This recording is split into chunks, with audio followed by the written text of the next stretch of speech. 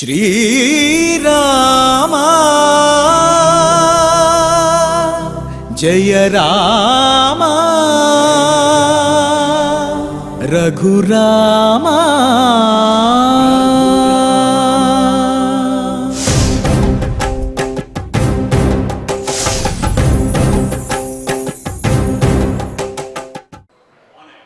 ఓం నమో వెంకటేశాయ। లంకా విరామం రణరంగ భీమం రాజీవనేత్రం రఘువంశమిత్రం కారుణ్యమూర్తిం కరుణాప్రపూర్తిం శ్రీరామచంద్రం శరణం ప్రపద్యే। లంకానగరమును జయించినటువంటి వాడు, యుద్ధంలో తన పరాక్రమంతో భీషణమైనటువంటి వాడు, పద్మముల వంటి నేత్రములతో సౌందర్యవంతుడు, అందగాడు, రఘువంశమును ప్రకాశింపజేయడానికి ఆవిర్భవించినటువంటి సూర్యుని వంటి వాడు, కారుణ్యమూర్తి అయినటువంటి ఆ రామచంద్రమూర్తికి నమస్కరిస్తూ తద్రూపాంతరుడైనటువంటి శ్రీనివాసుని యొక్క అనుగ్రహంతో భక్తులందరూ కూడా సత్సంతానాది సకల సంపదలతోటి సకల శ్రేయోభివృద్ధితోటి వర్ధిల్లాలి అని ఆకాంక్షిస్తూ తిరుమల తిరుపతి దేవస్థానం వారు స్వామివారి సమక్షంలో ఈ నాదనీరాజనం మండపం నుండి నిర్వహిస్తున్నటువంటి శ్రీమద్ రామాయణం బాలకాండ పారాయణ కార్యక్రమంలో నేటికి మనం 224వ రోజులో ప్రవేశించాము। మరి స్వామివారు అన్ని అవతారాలలోనూ కూడా కరుణామూర్తిగా విరాజిల్లుతూ భక్తులను సంరక్షిస్తూనే ఉన్నాడు। నరసింహావతారము అంటే ఒక రౌద్రావతారము అని, కానీ పెద్దలు చెబుతారు అది ఒక కారుణ్యావతారము అని।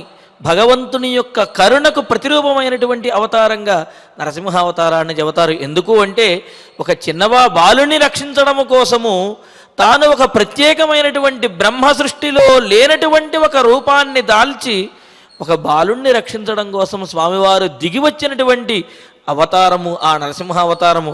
ఆ విశేషాన్ని చెబుతూ అంటారు, సటాఛట భిన్న ఘనేన బిభ్రత నృసింహ సైంహీ మతనుంతనుంత్వయా సముగ్ధకాంతాస్తన సంగభంగురై ఉరో విదారం ప్రతిచస్కరే నఖై।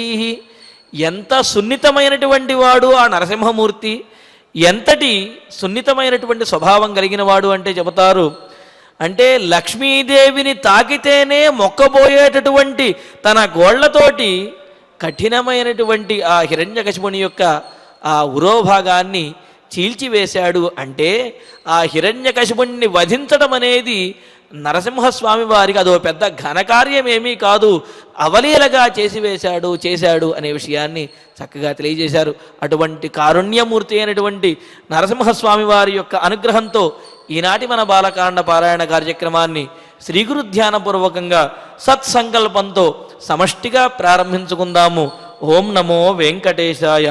శ్రీ గురు ధ్యానం గురుర్బ్రహ్మ గురుర్విష్ణు గురుర్దేవో మహేశ్వర గురు సాక్షాత్ పరం బ్రహ్మ తస్మై శ్రీ గురవే నమః।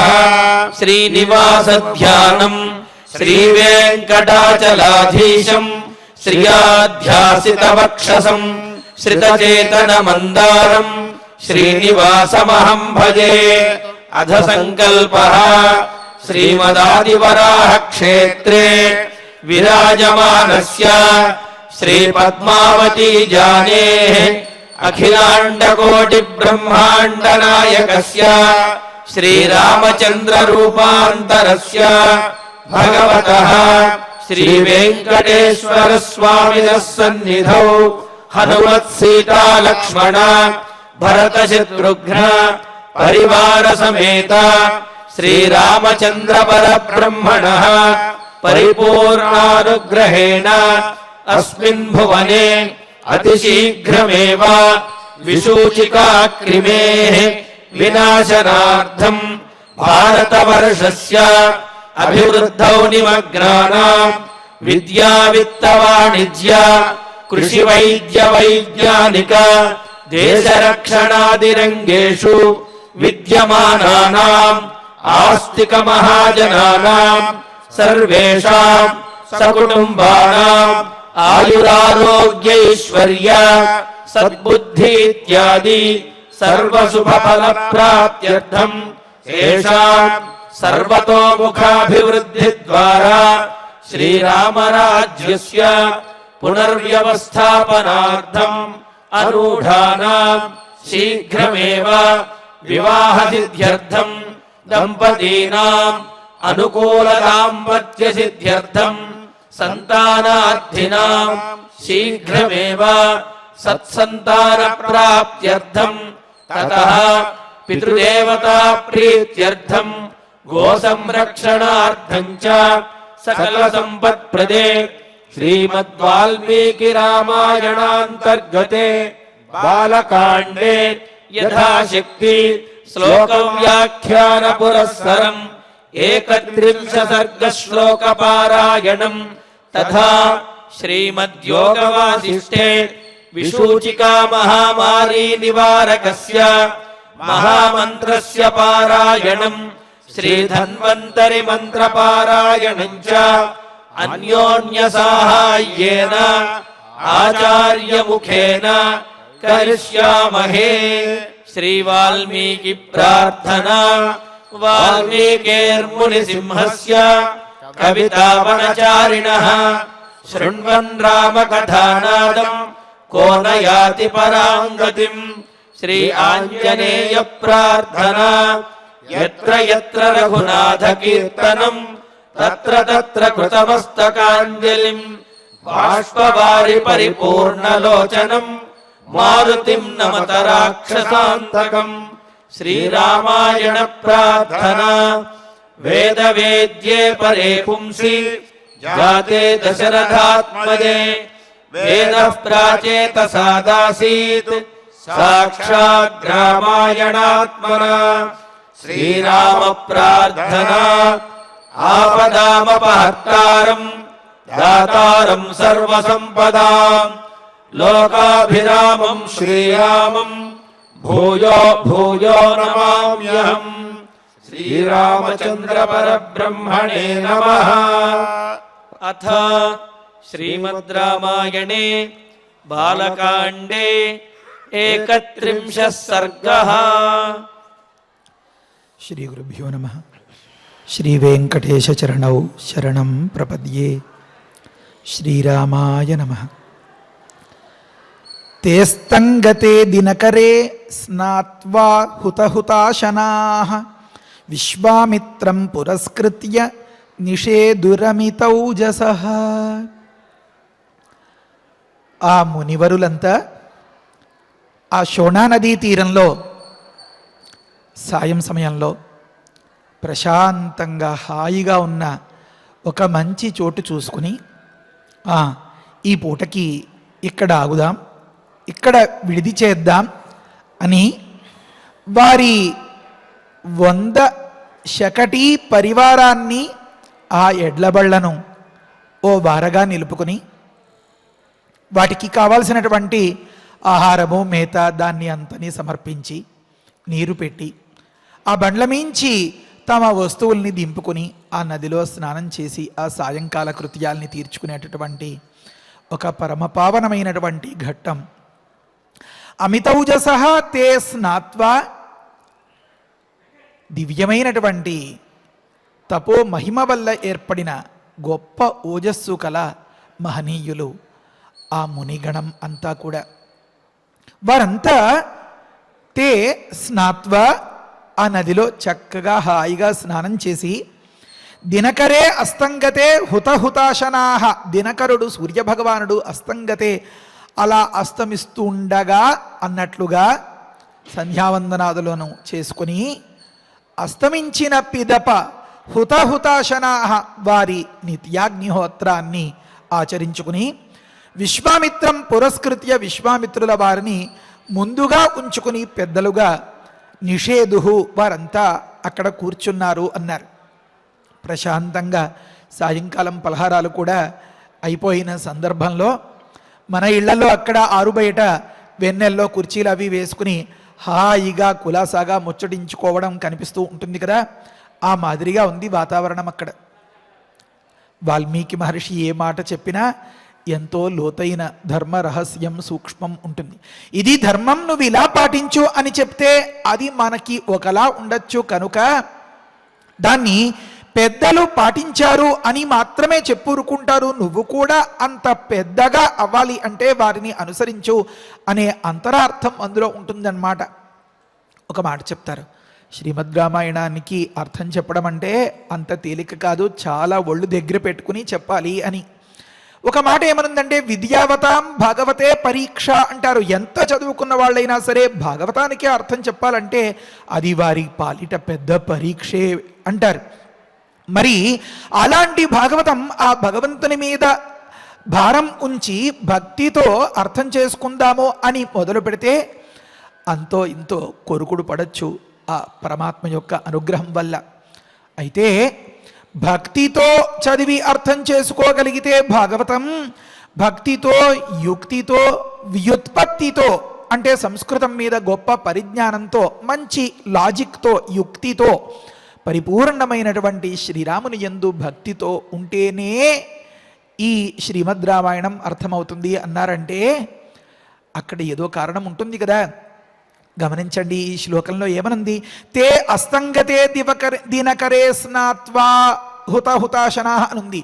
మామూలుగా చూస్తూ కాస్త శబ్దమంజరి కొద్దిగా చౌచౌ పాండిత్యంతో దీనికి అర్థం చెప్పడం మొదలుపెట్టేస్తే తే ఆ మునులందరూ కూడా అస్తంగతే దినకరే, దినకరుడు అస్తంగతుడు అయిన వాడగుచుండగా స్నాత్వా శుభ్రంగా స్నానం చేసి హుతాశనా అగ్నిహోత్రం అవంతా చేసుకున్నారు అని చెప్పేయాల్సి వస్తుంది.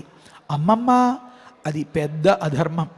నియమంలో ఉన్నప్పుడు సాయం స్నానం చెయ్యాలి అంటే ఎప్పుడు చెయ్యాలి? మహర్షి ఒక ధర్మ సూక్ష్మాన్ని చెప్తున్నారు. అందుకనే దాన్ని అందిపుచ్చుకున్నటువంటి పెద్దలంతా కూడా లౌకిక సుఖాల్ని ఎక్కడో అటకెక్కించేసి దీన్ని అర్థం చేసుకుని లోకానికి అంతకీ విస్తృతమైనటువంటి ప్రచారం చేసి మహోపకారాన్ని అందించాలి అని వారు రాస్తారు. తే స్నాత్వా, ముందు స్నానం చేసి ఆ పిదప సూర్యుడు అస్తమించేంత వరకు ఆ సాయం సంధ్యానుష్ఠానాన్ని చేసుకుని దినకరే అస్తంగతే, సూర్యుడు అస్తమించిన తరువాత హుతాశన అగ్నిహోత్రాది కర్మలను చేసుకున్నారు అని పెద్దలు వ్యాఖ్యానిస్తారు. ఉన్నది ఉన్నట్లుగా చెప్పేస్తే మనం బోర్లా పడిపోతామన్నమాట. కాస్త ఆగి నిదానంగా పరిశీలిస్తే నియమాల్లో ఉన్నప్పుడు అన్ని పనులు అన్ని వ్యవహారాలు ముగించుకుని ఏదో ఎప్పుడో 7, 8, 9 ఇంకా చెప్పాలంటే 10, 11 అన్నట్లు అన్ని పనులు చేసేసుకుని అప్పుడు స్నానం చేస్తే ఆ సాయం స్నానం అది శరీరాన్ని కడుక్కోవడం అవుతుంది తప్ప మనకి పుణ్యాన్ని ఇచ్చేది కాదు, మనకి పవిత్రతను చేకూర్చేది అంతకన్నా కాదు. కనుక మనం ఆ పరమాత్మను భగవంతుణ్ణి మన ఇష్టదేవతను ఆరాధించాలి అంటే దానికి మొట్టమొదటి సాధనం స్నానం అనేది. అది సకాలంలో చేయాలి, అది అస్తమయానికి ముందే చేయాలి అనేటటువంటి వేద రహస్యాన్ని చెప్పడం కోసం మహర్షి చేసినటువంటి ఆ ప్రయోగం. వారు స్నానం చేశారు, అగ్నిహోత్రం చేశారు, ఇవన్నీ ఎందుకు మనకి ఇప్పుడు చెప్పుకోవడం? ఆ రాత్రికి వారు అక్కడ ఆగారు, ముందుకు వెళ్ళిపోవచ్చుగా. కాదు, మనం ఏదైనా దీక్షల్లో ఉన్నప్పుడు విధిగా సాయం స్నానం కూడా చేసుకుని త్రిశవణముదకోపస్పర్శి అంటుంది ఆరుణకేతుకం. త్రిశవణం అంటే 3 సవనముల యందు అంటే 3 పూటల స్నానం చేసి పిదప మాత్రమే తను చేయదలుచుకున్నటువంటి దేవతారాధనం చేసుకోవాలి అని ఒకానొక నియమంలో చెప్పిన మాట. ఆ విధంగా ఈ మహనీయులంతా కూడా సాయం స్నానం సూర్యుడు ఉండగానే చేసి అలా అస్తమిస్తున్నాడా అన్నట్లుగా ఉన్న సందర్భంలో అర్ధాస్తంగతే అని చెప్తారు. సంధ్యా సమయానికి సూర్యుడు సగం అస్తమించిన సందర్భంలో ఆ గాయత్రీ జపం అదంతా చేసుకుని అస్తమించిన తరువాత ఉపస్థానం చెప్పి అస్తమించడానికి నక్షత్రోదయానికి కొద్దిగా మధ్యలో సమయం ఉంటుందన్నమాట. ఆ సమయం అలా పవిత్రంగా గడిపిన తరువాత అప్పుడు ఈ అగ్నిహోత్రాది కర్మలను చేసుకుని మరి తర్వాత ఏం చేశారు? రామోపి సహసౌమిత్రి మునీంస్తాన్ అభిపూజ్య చ అగ్రత నిషసాద అథ విశ్వామిత్రస్య ధీమత అన్నారు. మన కథానాయకుడి కోసం ఎదురు చూస్తున్నారు వారంతా కూడా. మన ఇళ్లలో ఏదైనా ఉత్సవాలు వేడుకలు జరిగినప్పుడు కూడా అందులో ఎవరు చాలా హుషారుగా ఉంటారో, లేదా పెళ్లి కొడుకో పెళ్లి కూతురో వగైరా వాళ్ళంతా ఇంకా రేపో ఎల్లుండో సాయంకాలమో పెళ్ళి అన్నప్పుడు మరి పెద్దవాళ్ళందరూ కూర్చుని ముచ్చగిండించుకుంటూ ఉంటే ఏదో నలపూసలు గుచ్చడమో వగైరాలు చేస్తూ ఉంటారు కదా, తలంబ్రాలు బియ్యం శుభ్రం చేసుకోవడం అలా. ఇంతలో వాళ్ళు గబగబా తప్పుకోండి అని చెప్పి వారందరినీ తప్పించుకుని వచ్చి అసలు పెద్ద ఆయనకి ఎదురుకుండా కూర్చుంటూ ఉంటారు కదా. ఆ మాదిరిగా వారందరూ ఎదురు చూస్తున్నట్లుగానే మన రామయ్య ఒక్కడే ఉంటాడా? ఉండడు కదా. సహసౌమిత్రి లక్ష్మణస్వామితో కలిసి అక్కడికి వచ్చారట. రామోపి అందగాడు రాముడు, అందరినీ ఆనందపరిచేవాడు రాముడు, అందరూ ఎవరి గురించి కోరుకుంటూ ఉంటారో అతడు రాముడు కనుక అతడు సహసౌమిత్రి, సుమిత్రాతనయుడు. అసలు ఎంత అద్భుతమైనటువంటి మాట! అసలు ఆ మాట చెప్పడంలోనే ఉంది ఆ అందమంతా. ఏమని? ఎప్పుడు ఈ కౌసల్యమ్మను సేవిస్తూ ఉండేటటువంటిది ఆ సుమిత్రాదేవి.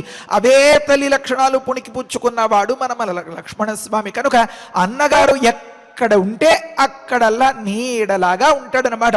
కనుక సహసౌమిత్రి తాను అభిపూజ్య చ, వారందరినీ కూడా సేవించి, చ అంటే ఏమర్థము? అభివాదం చేసి అని. రామాయణ కల్పవృక్షంలో విశ్వనాథ వారు వర్ణిస్తారు.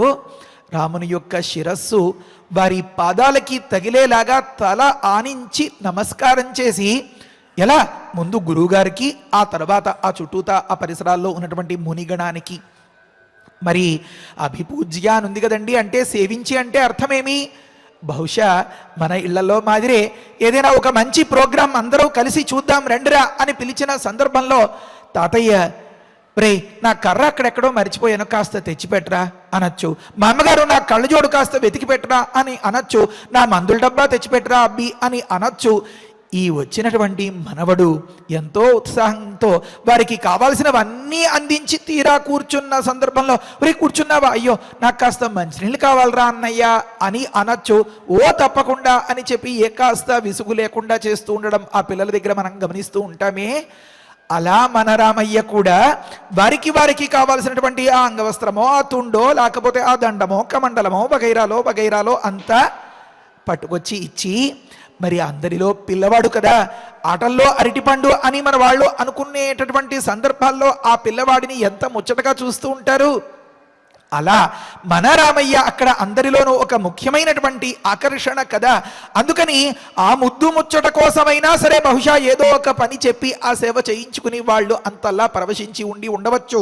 కనుక వారందరినీ కూడా సేవించి అభివాదం చేసి, అగ్రతో నిషసాద అథ విశ్వామిత్రస్య ధీమతః అన్నారు. ధీమతః, ధీ అంటే గొప్ప ప్రజ్ఞ, గొప్ప బుద్ధి బలం, గొప్ప ఆలోచనాశక్తి కలిగినటువంటి ఆలోచనాశక్తి, అది కల ధీమతః విశ్వామిత్రులకు అగ్రతః ఎదురుగా వచ్చి కూర్చున్నారట మన రామచంద్రుడు. నిషసాద. ఆ తర్వాత అథ రామో మహాతేజా విశ్వామిత్రం మహామునిం పప్రచ్ఛ నరశార్దూల కౌతూహల సమన్విత. రాముడికేసి చూసేటప్పటికే ఏదో కుతూహలం తొణికిసలాడుతున్నట్టుగా, ఎంతో ఉత్కంఠతో ఉన్నట్లుగా స్పష్టంగా కనిపించిపోతోందట. ఏమంటే చక్కటి పచ్చిక బయళ్ళు, అంతవరకు ఆ భారాన్ని లాగినటువంటి ఆ బలివర్ధములన్నీ, ఆ ఎడ్లన్నీ ఆవురావురమని ఆ మేతంతా తినేస్తుంటే పచ్చిక బయళ్లలో ఆ బహుశా ఆ నీరు గంగాలాగా అమృతంలాగా అంతటి తీయగా ఉంటే పైకి కిందకి ఇలా పరిశీలించి తేరిపార పరికించి చూస్తాడా? అన్ని చక్కగా పళ్ళు కాయలతో, చిగుళ్లతో, పక్షుల కిలకిలా రావాలతో, అందున సాయంకాలమేమో చాలా హాయి గొలిపేటటువంటి పిల్లగాలులతో ఉన్న సందర్భంలో అక్కడ కూర్చోపెట్టినటువంటి ఆ రామచంద్రమూర్తి ఆ గురుదేవులకు ఎదురుగా ఉండి, మరి ఈ వాతావరణం అంతా ఏమి, దీని చరిత్ర ఏంటి, దీని కథ ఏంటి అని తెలుసుకోవాలని అనుకోడా మన రామయ్య? అసలే గొప్ప ప్రకృతి ప్రేమికుడు కదా. అయితే ఆ మాట చెప్పడానికి ముందు వాల్మీకి మహర్షి ఇంకొక చిన్న మాట అన్నారు. ఏమని అంటే, ఈ మాట వాల్మీకి గురుగారి మాట. విశ్వామిత్రులు ఆ మునిగణం అంతా కూర్చుని ఉన్నారు. రామయ్య వచ్చి ఎదురుగా కూర్చున్నాడు.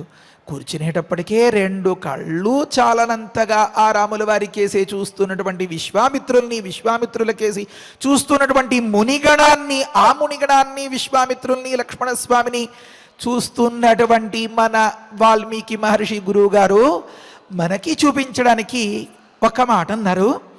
మహాతేజాహ, గొప్ప సౌందర్యంతో, గొప్ప కాంతితో అలా వెలిగిపోతున్నట్ట, గొప్ప తేజస్సుతో.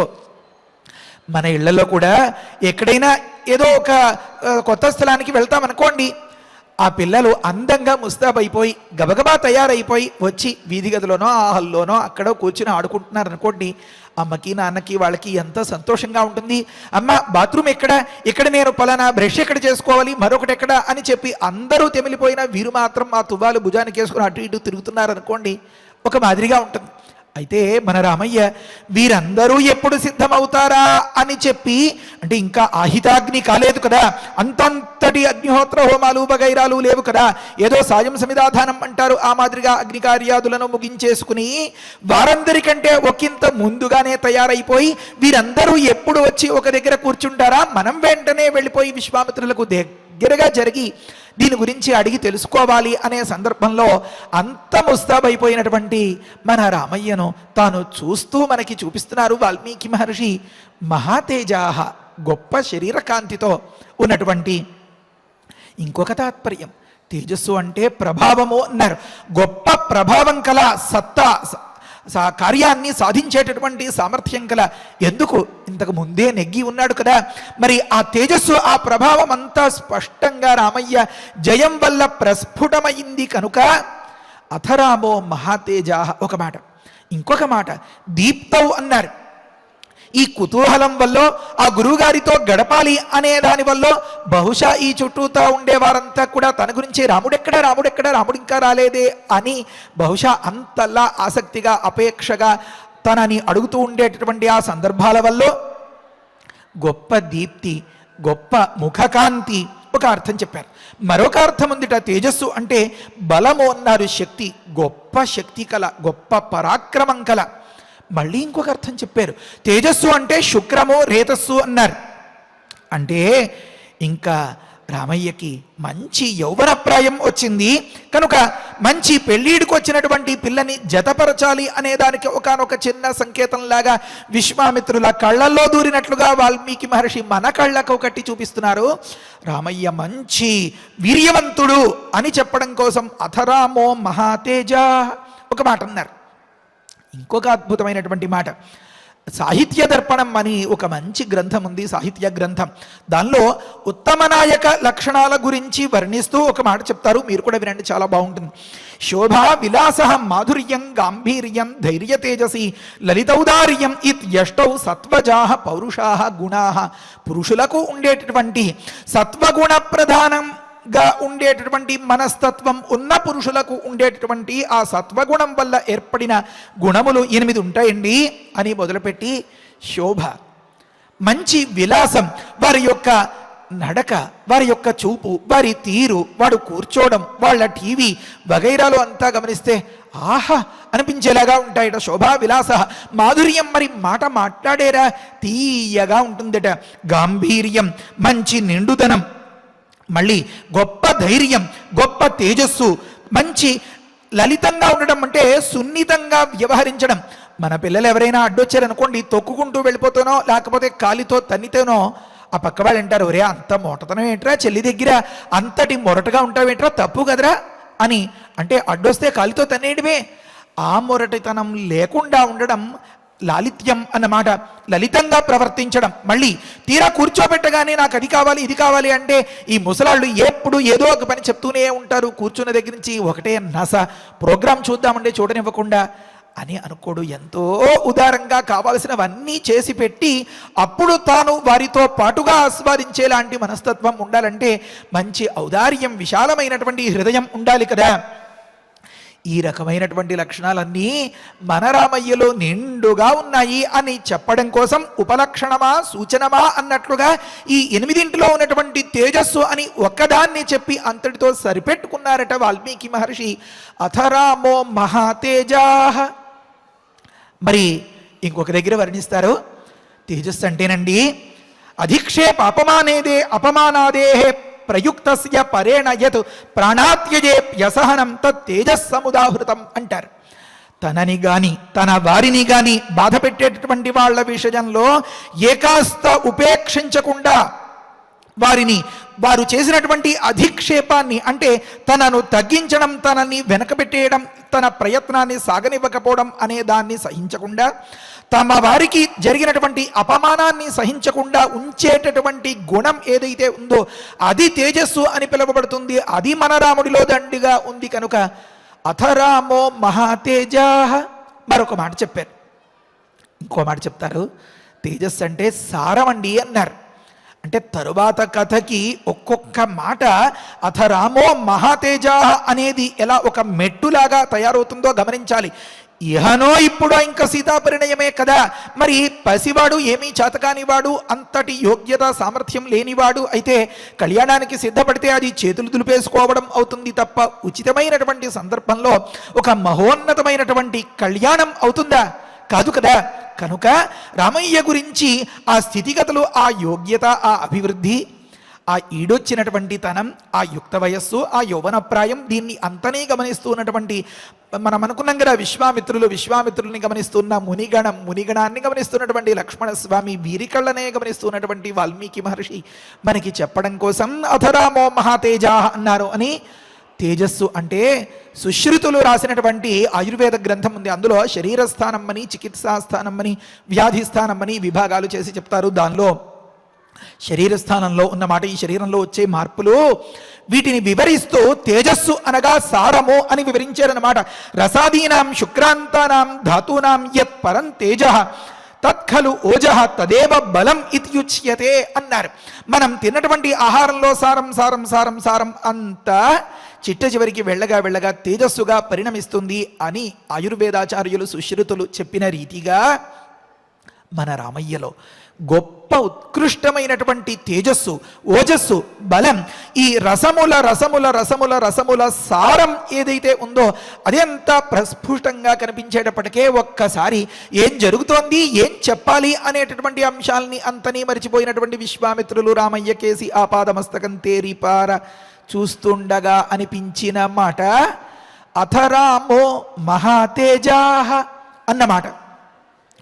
మరొక దగ్గర ఒక చిన్న తాత్పర్యం చెప్పారు. ప్రాగల్భ్యము అన్నారు. ఎంతటి దాన్నైనా సరే చక్కబెట్టగలిగినటువంటి సామర్థ్యం, సత్తా, అలాంటి వ్యక్తికి ఈ దేశ చరిత్రను, తన కుల పరంపరను ఖచ్చితంగా వర్ణించాలి అని అనుకుంటూ ఉన్నటువంటి విశ్వామిత్రుల అంతరంగాన్ని అర్థం చేసుకున్నట్లుగా గురుదేవ కాస్త ఈ వాతావరణాన్ని నాకు వివరించరా అని అడిగేటటువంటి నైజం, వైనం రామయ్యలో గమనిస్తే రాముని యొక్క ప్రాగల్భ్యం స్పష్టంగా, ఆ ప్రగల్భత, ఆ ధార్ష్ట్యం కనిపిస్తోంది. కనుక రాజు కాబోయేవానికి దేశ చరిత్ర ఖచ్చితంగా తెలియాలి కనుక గురు పరంపర, గురు వంశం గురించి స్పష్టమైనటువంటి అవగాహన ఉండాలి కనుక, తెలియపరచాలి కనుక దీన్ని తెలియజెప్పాలి అని అనుకుంటూ ఉండేంతలోనే రామయ్య గురుగారు నాకు చెప్పరా అని అడిగితే, ఎంత ప్రగల్భుడవయ్యా రామయ్య, అథరామో మహాతేజాహ అని అనిపించిందట.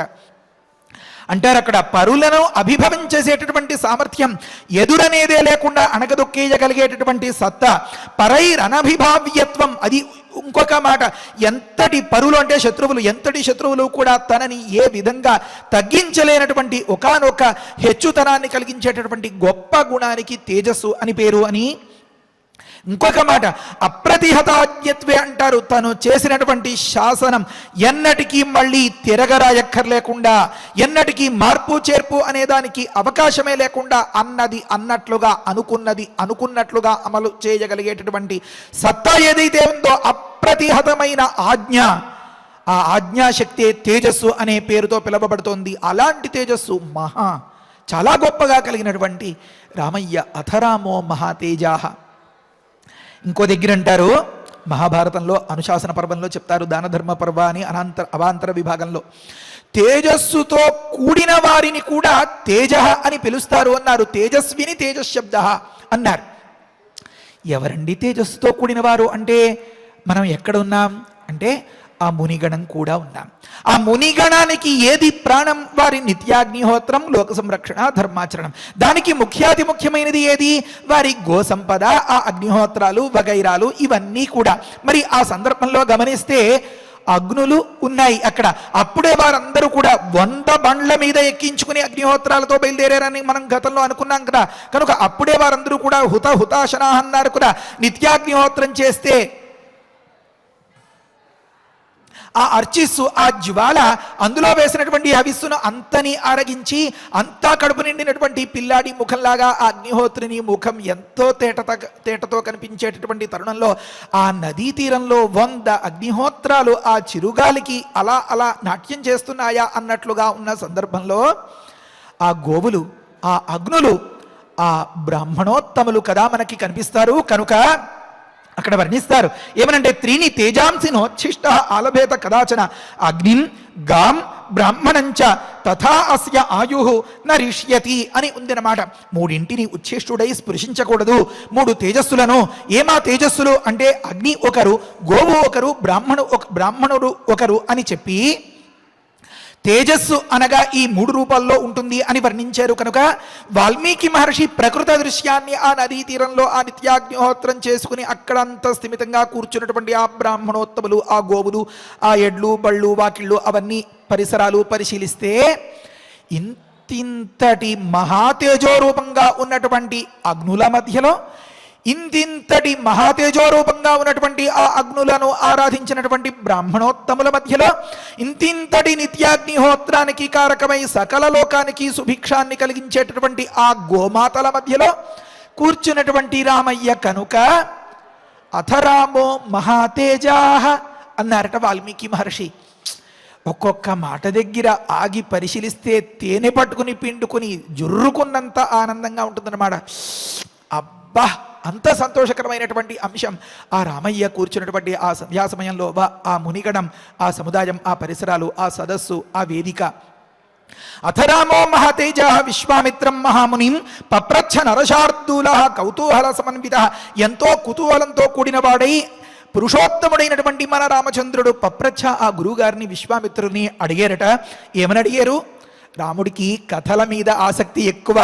ఈ ఆసక్తి గమనించినటువంటి విశ్వామిత్రుల వారు అడిగినదే తడవుగా అలా చెప్తూనే ఉంటారు. విశ్వనాథ వారు వర్ణిస్తారు ఒక దగ్గర, ఇంత కథలు పిచ్చేంటి రామా నీకు, నేను నీకు చిన్న కథ చెప్పి ఎంతో పని చేయించేసుకుంటున్నాను నీ చేత, ఆ కథతోటే నిన్ను ఆకట్టేసుకుంటున్నాను కదా అని చెప్పి వర్ణిస్తారు వారు. అలా అనుకుంటారట విశ్వామిత్రుల వారు. కనుక గురుగారు గురుగారు గురుగారు అని దగ్గరగా చేరి నాకు దీని గురించి చెప్పండి, ఏవైనా సరే నాకు ఇప్పుడు తెలుసుకోవాలని చాలా కుతూహలంగా ఉంది అంటే, సాయంకాలం వ్యవహారాలన్నీ పూర్తయిపోయి భోజనండి ఆకలి తీరి హాయిగా పళ్ళు ఫలాలు సేవించేసిన సందర్భంలో ఇంకా సేపట్లో పడుకోబోయే ముందు హాయిగా దగ్గరగా చేరి మనవడు అడిగితే ఏ తాతగారైనా కథలు కమామిషులు చెప్పకుండా ఉంటారా? చెప్తారు విశ్వామిత్రుల వారు. ఇంకా రాముడి ప్రశ్నే నడుస్తోంది. భగవన్ కోన్వయం దేశ సమృద్ధవన శోభిత శ్రోతుమిచ్చామి భద్రంతే వక్తుమర్హసి తత్వతః. ఏ కాస్త దాపరికం లేకుండా నా పాలిట ఓ భగవంతుడా, గురువు పట్ల ఏ రకమైనటువంటి భావన ఉండాలో గమనించండి. తండ్రి పట్ల ఏ రకమైనటువంటి భావన ఉండాలో గమనించాలి. తల్లి పట్ల ఏ విధమైనటువంటి భావన ఉండాలో గమనించాలి. వారు సాక్షాత్తుగా ఉత్పత్తిం ప్రళయంచైవ భూతానాం ఆగతిం గతిం వేత్తి విద్యాం అవిద్యాంచ అన్నట్లుగా మన పుట్టుక, మనం ఎప్పుడు ఏ రకంగా పరిణమిస్తాం, ఉత్పత్తిం ప్రళయంచైవ మన యొక్క రాక, మన యొక్క పోక, మన తెలివి తక్కువతనం అంతా నిండుగా ఎరిగినటువంటి వ్యక్తులు అమ్మలు, నాన్నలు, వారికి ప్రతిరూపాలుగా ఉండేటటువంటి ఆచార్యులు. ఆ ఆచార్యుల దగ్గర ఓ భగవంతుడా అనేటటువంటి భావన ఉంటే వారు పొందలేని ఫలం, వారికి దక్కని జయం లోకంలో ఉంటుందా? రామయ్య మనకి నేర్పిస్తున్నాడు. ఆ గురువుల్ని ఏ రకంగా చూడాలి? భగవన్, ఓ భగవంతుడా, సమృద్ధవన శోభిత, అంత చక్కగా కళకళ్ళాడుతూ హాయిగా ఉన్నటువంటి ఈ వాతావరణం అంతా రకరకాల పూల పరిమళాలతో, రకరకాల పండ్ల యొక్క వాసనలతో, గొప్ప దట్టమైనటువంటి నీడతో, అంత పచ్చగా హరితమయంగా ఉన్నటువంటి ఈ వాతావరణం, చక్కగా తెగక పారుతున్నటువంటి ఈ ఏరు, ఈ వాతావరణం, దీనితో చాలా ప్రకృతి గొప్పగా శోభాయమానంగా ఉంది. కనుక ఈ ప్రదేశము సమృద్ధమైన నిండుగా ఉన్నటువంటి వనముతో, మంచి వృక్ష సంపదతో శోభిత ప్రకాశిస్తున్నటువంటి, అలరారుతున్నటువంటి అయం దేశ, ఈ ప్రదేశము కోను ఏమై ఉంటుంది? దీని చరిత్ర నాకు చెప్పరా అంటారన్నమాట. శ్రోతుమిచ్చామి, నేను వినాలనుకుంటున్నాను గురుగారు. తే భద్రం అన్నారు. మీకు శుభమగుగాక, అమ్మకి నాన్నకి ఎప్పటికీ ఎదురు లేకుండా ఉండాలి. అని కోరుకుంటే అది తన ప్రథమ కర్తవ్యం అన్నమాట. ఎందుకని వారు దేనిని కోరుకుంటారు, దేన్ని ఆశపడుతూ ఉంటారు? తన అభివృద్ధినే. కనుక పిల్లల అభివృద్ధిని నిరంతరం కోరుకుంటూ ఉండేటటువంటి అమ్మను నెగ్గిస్తే, నాన్నను నెగ్గిస్తే ఆ నెగ్గడం, ఆ జయం అనేది తన జయంగా పరిణమిస్తుంది. కనుక అందుకనే పూజ అంతా చేసిన తర్వాత మహనీయులు బ్రాహ్మణోత్తములు మహావిష్ణువుకి ఆశీర్వచనం చేస్తారు. బలం విష్ణో ప్రవర్ధతాం. ఎందుకు? అఖిల అండ కోటి బ్రహ్మాండములకు నాయకుడు కనుక మన నాయకునికి బలం అభివృద్ధి చెందితే అది మన బలంగా పరిణమిస్తుంది. కనుక మననాథుడు ఎప్పటికీ గొప్ప అజేయంగా బలంగా ఉండాలి. ఏ దుష్టశక్తులకు ప్రభావితం కాకుండా ప్రకృతి కాపాడబడుతూ ఉండాలి అని అనుకోవడం కోసం బలం విష్ణో ప్రవర్ధతాం అని చెప్తూ ఉంటారే, ఆ మాదిరిగా మన రామయ్య కూడా గురుగారికి అనుకుంటున్నారు, గురుగారు మీకు ఇంకా అడ్డేమీ లేదండి, మిమ్మల్ని ఆపేవారు ఎవరూ లేరండి, తత్వత ఉన్న విషయం ఉన్నట్లుగా నాకు వివరంగా చెప్పరా గురుగారు అని అడుగుతున్నాడు అనమాట. తే భద్రం భద్రంతే, ఎప్పుడు నోటి వెంట మంచి మాట ఇలా రావాలన్నమాట. స్వస్తితే భద్రంతే అనేలాంటి మాట. తత్వత వక్తుమర్హసి, నాకు తత్వత ఉన్న వాస్తవాన్ని ఉన్నట్లుగా పూర్తిగా వివరంగా మీరు చెప్పగలరు, మీరే చెప్పాలి అని తాత్పర్యం అన్నమాట.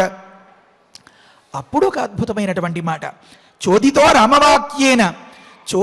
రామవాక్యేన కథయామాస సువ్రత తస్య దేశస్య నిఖిలం ఋషి మధ్యే మహాతపాః. ఆ ఋషిగణం అంతా అక్కడ కూర్చునే ఉంది. ఋషులంటే ఎవరు?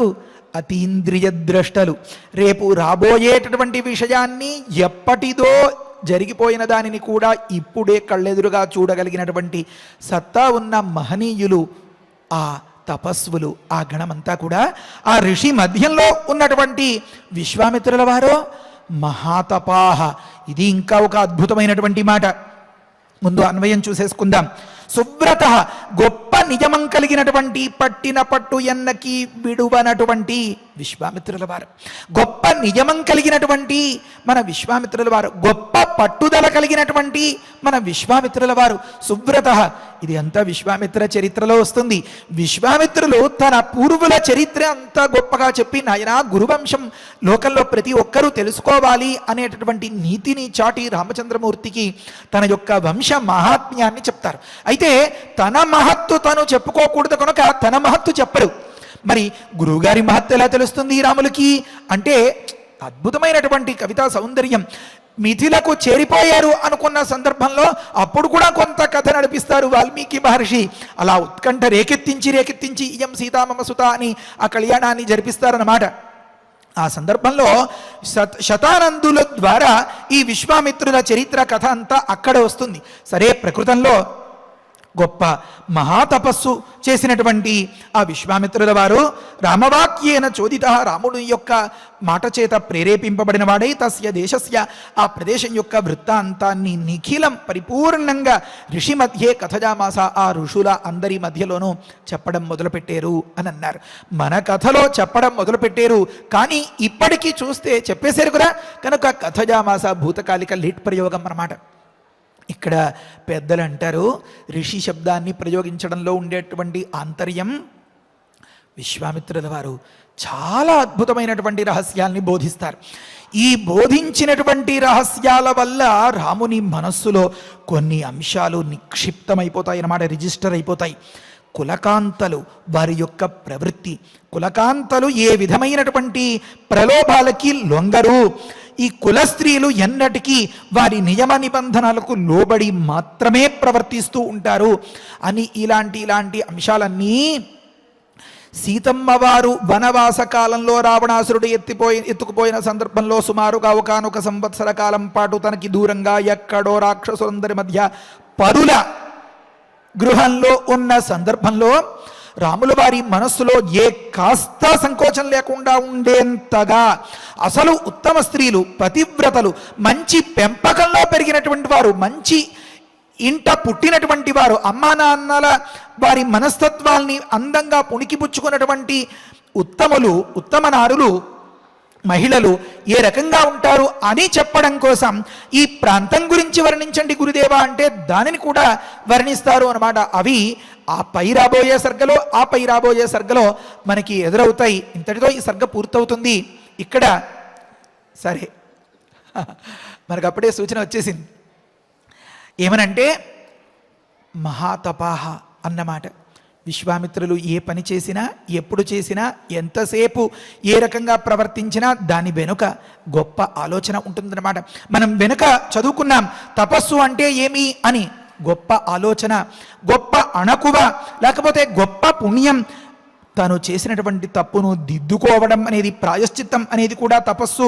మళ్ళీ శమ దమాదులు ముఖ్యమైనటువంటి తపస్సు అని కూడా మనం చదువుకున్నాం. కష్టపడి పనిచేయడం కూడా తపస్సు, గొప్ప దైవభక్తి తపస్సు, గొప్పగా వేద పఠనం చేయడం తపస్సు, గొప్ప నిగ్రహం అనేది తపస్సు, గొప్ప ఏకాగ్రత తపస్సు, తీయటి మాట తపస్సు, దురభిమానం లేకుండా ఉండడం అనేది తపస్సు అని వీటన్నింటిలో అగ్రగణ్యులైనటువంటి ఆ విశ్వామిత్రుల వారు ఎంతో దూరదృష్టితో, ఎంతో ముందు చూపుతో చెప్పినటువంటి 2 సర్గల వృత్తాంతాన్ని అంతని వారు మనస్సులో ఇప్పుడే సిద్ధం చేసుకుని కదా కొంత స్క్రిప్ట్ అనే దాన్ని, కొంత సమాచారాన్ని ఒకటి చెప్పడం మొదలు పెడతారు. దీన్ని అంతని గమనించినటువంటి వాల్మీకి మహర్షి విశ్వామిత్రులకు వేసినటువంటి ఒక విశేషణం మహాతపాహ అన్నారన్నమాట. అంతటి ఏకాగ్రత, అంతటి అవధానం, అంతటి అణకువ, అంతటి శమ దమాదులు అంటే అంతరింద్రియ నిగ్రహం, బాహ్యేంద్రియ నిగ్రహం, అంతటి ముందస్తు ఆలోచన, అంతటి తీయటి మాట, అది వాంగ్మయమైనటువంటి తపస్సు అంటారు కదా. ఇలాంటివన్నీ ఇంత పరమ పవిత్రమైనటువంటి ఘట్టాన్ని మనం ఎంతో ఇష్టంగా పారాయణ ప్రవచనాదుల రూపంగా నిర్వహించుకున్నందుకు గాను మనకి మన రామయ్య నిండుగా ప్రసాదించుగాక. శ్రీరామరక్ష హరయే నమః. స్వస్తి. పారాయణ చేసుకుందాము. తేస్తంగతే దినకరే స్నాత్వా హుతహుతాశనాః విశ్వామిత్రం పురస్కృత్య నిషేదుః అమితౌజసః రామోపి సహ సౌమిత్రిః మునీంస్తాన్ అభిపూజ్య చ అగ్రతః నిషసాదాధ విశ్వామిత్రస్య ధీమతః అధరామః మహాతేజాః విశ్వామిత్రం మహామునిం పప్రచ్ఛ నరశార్దూలః కౌతూహల సమన్వితః కౌతూహల సమన్వితః భగవన్ కోన్వయం దేశః సమృద్ధవన శోభితః శ్రోతుమిచ్ఛామి భద్రంతే వక్తుమర్హసి తత్వతః చోదితః రామవాక్యేన కథయామాస సువ్రతః తస్య దేశస్య నిఖిలం ఋషి మధ్యే మహాతపాః ఇత్యార్షే శ్రీమద్ రామాయణే బాలకాండే ఏకత్రింశः సర్గః. రామచంద్రమూర్తి ఆ మిథిలా నగరానికి వెళ్ళే దారిలో ఒకానొక ప్రదేశంలో ఆగారు. వీరందరూ కూడా ఋషులు, విశ్వామిత్రుడు, రామలక్ష్మణులు వీరందరూ కూడా. ఆ సందర్భంలో సాయం సంధ్యా సమయంలో దానికి ముందుగా స్నానమది చేసి ఆ విధంగా అగ్నిహోత్రములన్నింటినీ కూడా వ్రేల్చినటువంటి వారందరినీ కూడా, ఋషులందరినీ కూడా రామచంద్రమూర్తి నమస్కరించి సేవించారు అనే విషయాన్ని మనం చక్కగా తెలుసుకున్నాం. ఎందుకు రాజకుమారుడై ఉండి కూడా రాజలాంఛనములు పొందవలసినటువంటి వాడు ఇటువంటి వీరందరినీ కూడా ఈ ఋషులను సేవించవలసినటువంటి అవసరం ఏమున్నది అంటే మనకు పెద్దలు చెబుతున్నారు. అభివాదనశీలస్య నిత్యం వృద్ధోపసేవినః చత్వారి తస్య వర్ధంతే ఆయుర్విద్యా యశో బలం అని. ఎవరైతే అభివాదన నమస్కారం చేసేటటువంటి తత్వం కలిగి ఉంటారో, ఎవరైతే పెద్దలను సేవిస్తారో అటువంటి వారికి ఆయుష్షు, విద్య, కీర్తి, బలము ఇవన్నీ కూడా వర్ధిల్లుతాయి, తేజరిల్లుతాయి, చక్కగా అన్నీ సమకూరుతాయి అని శాస్త్రం చెబుతున్నది. కావున వస్తుతః ఇవన్నీ కలిగినటువంటి వాడైనప్పటికీ కూడా వినయశీలి అయినటువంటి ఆ రామచంద్రుడు ఈ విధంగా ఋషులందరినీ కూడా సేవించాడు. సేవించిన తర్వాత ఆ ప్రాంతంలో ఉన్నటువంటి ఆ శుభశకునములను పరికించినటువంటి ఆ రామచంద్రుడు ఆ ప్రాంతము యొక్క వైశిష్ట్యాన్ని తెలుసుకోవడానికి విశ్వామిత్ర మహర్షిని అడిగితే ఆ ప్రాంతం యొక్క వైభవాన్ని విశ్వామిత్ర మహర్షి చెప్పడానికి ఉపక్రమిస్తూ ఉన్నాడు. ఆ విశేషాలు కలిగినటువంటి శ్లోకాలను మనం చక్కగా పారాయణ చేసుకున్నాము. ఇక ఇప్పుడు ఫలశ్రుతి నుండి మంగళాంతం వరకు మనందరము కలిసి పారాయణ చేద్దాము. ఓం నమో వెంకటేశాయ. ఫలశ్రుతి కుటుంబ వృద్ధిం ధనధాన్య వృద్ధిం స్త్రియశ్చ ముఖ్యా సుఖముత్తమంచ శ్రుత్వా శుభం కావ్యమిదం మహార్థం ప్రాప్నోతి సర్వాం భువి చార్థ సిద్ధిం. శ్రీరామచంద్ర పరబ్రహ్మణే నమః. అథ శ్రీమద్యోగ వాసిష్ఠే ఉత్పత్తి ప్రకరణే ఏకోనసప్తతితమః సర్గః. శ్రీ వసిష్ఠ ఉవాచ అథ వర్షసహస్రేణ తాం పితామహ ఆయయౌ దారుణం హి తపస్సిద్ధై విషాగ్నిరపి శీతలః మనసైవ ప్రణమ్యైనం సా తథైవ స్థితా సతి కోవరః క్షుచ్ఛమాయాలం ఇతి చింతాన్వితాభవత్. ఆస్మృతం ప్రార్థయిష్యేహం వరమేకమిమం విభుం అనాయసీ చాయసీ చ స్యామహం జీవసూచికా అస్యోక్త్యా ద్వివిధా సూచిః భూత్వా లక్ష్యా విశామ్యహం ప్రాణినాం సహ సర్వేషాం హృదయం సురభిర్యథా యథాభిమతమేతేన గ్రసేయం సకలం జగత్ క్రమేణ క్షుద్వినాశాయ క్షుద్వినాశః పరం సుఖం ఇతి సంచింతయంతీంతాం ఉవాచ కమలాలయః.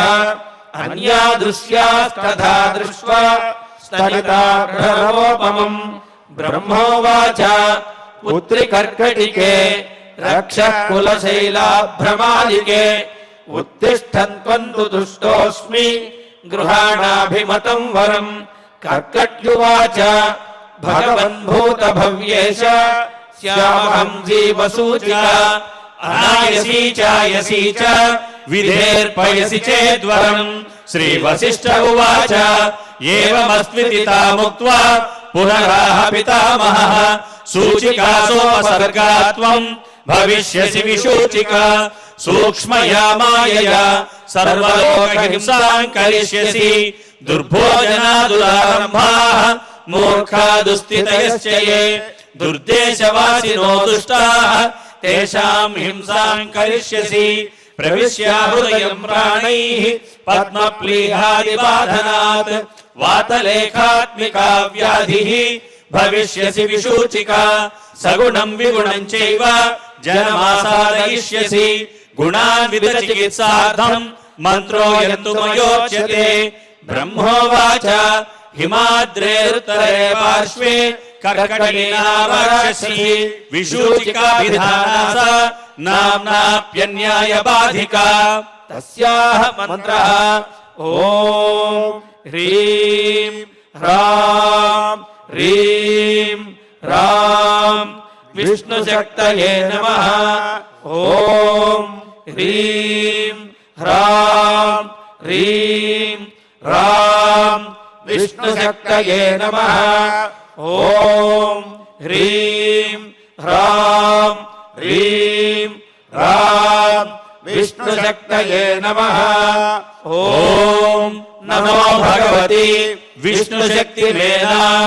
ఓం హర హర నయ నయ పచ పచ మథ మథ ఉత్సాదయ ఉత్సాదయ దూరే కురు స్వాహ హిమవంతం గచ్చ జీవ సహ సహ సహ చంద్రమండలగతోసి స్వాహ.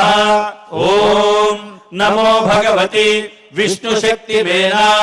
ఓం హర హర నయ నయ పచ పచ మథ మథ ఉత్సాదయ ఉత్సాదయ దూరే కురు స్వాహ హిమవంతం గచ్చ జీవ సహ సహ సహ చంద్రమండలగతోసి స్వాహ ఓం నమో భగవతి విష్ణు శక్తి మేనాం ఓం హర హర నయ నయ పచ పచ మథ మథ ఉత్సాదయ ఉత్సాదయ దూరే కురు స్వాహ హిమవంతం గచ్చ జీవ సహ సహ సహ చంద్రమండలగతోసి స్వాహ ఇతి మంత్రీ మహామంత్రం న్యస్య వామకరోదరే మార్జయేదాతురాకారం తేన హస్తేన సంయుతః హిమశైలాభిముఖ్యేన విద్రుతాంతాం విచింతయేత్ కర్కటీం కర్కశాక్రంతాం మంత్రముద్గరమదితాం ఆతురం చింతయేత్ చంద్రే రసాయన హృది స్థితం అజరామరణం యుక్తం ముక్తం సర్వాధివిభ్రమైః సాధకో హి శుచిర్భూత్వా స్వాచాంతస్సు సమాహితః క్రమేణానేన సకలాం ప్రోచ్ఛినత్తి విశూచికాం ఇతి గగనగతః త్రిలోకనాథః గగనగ సిద్ధగృహీత సిద్ధమంత్రః గతః ఉపగత శక్రవంద్యమానః నిజపురం అక్షయం ఆయం ఉజ్వలశ్రీః ఇతి శ్రీమద్యోగవాసిష్ఠే ఉత్పత్తి ప్రకరణే 59 సర్గః అథ ధన్వంతరి ధ్యానం అచ్యుతానంద గోవింద విష్ణో నారాయణామృత రోగాన్మే నాశయాతేషాన్ ఆశు ధన్వంతరే హరే ఆరోగ్యం దీర్ఘమాయుష్యం బలం తేజోధియం శ్రియం స్వభక్తేభ్యోనుగృహంతం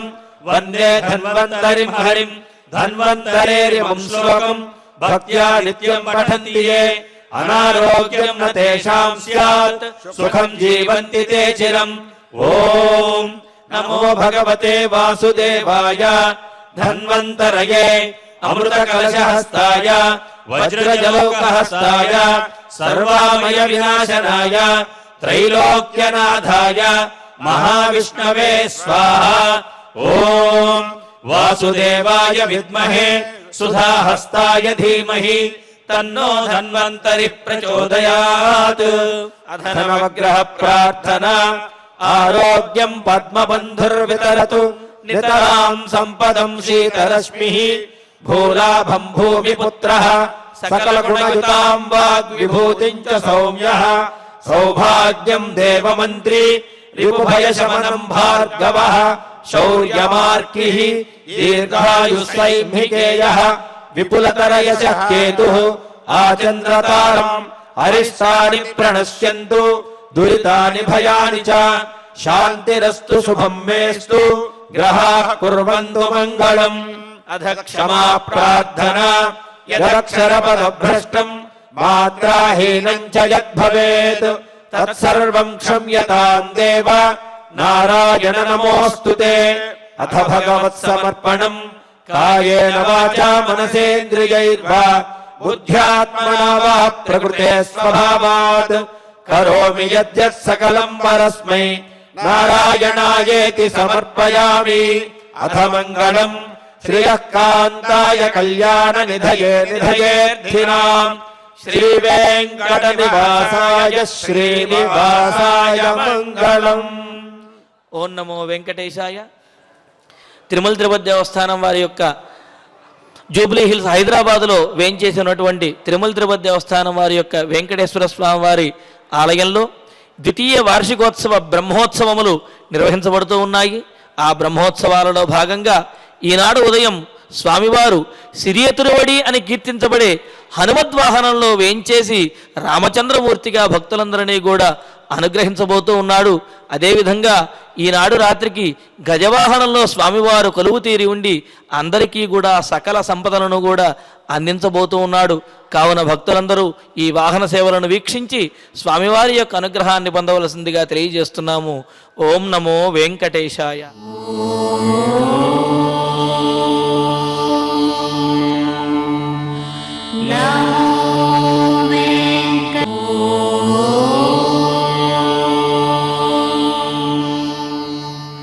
Namo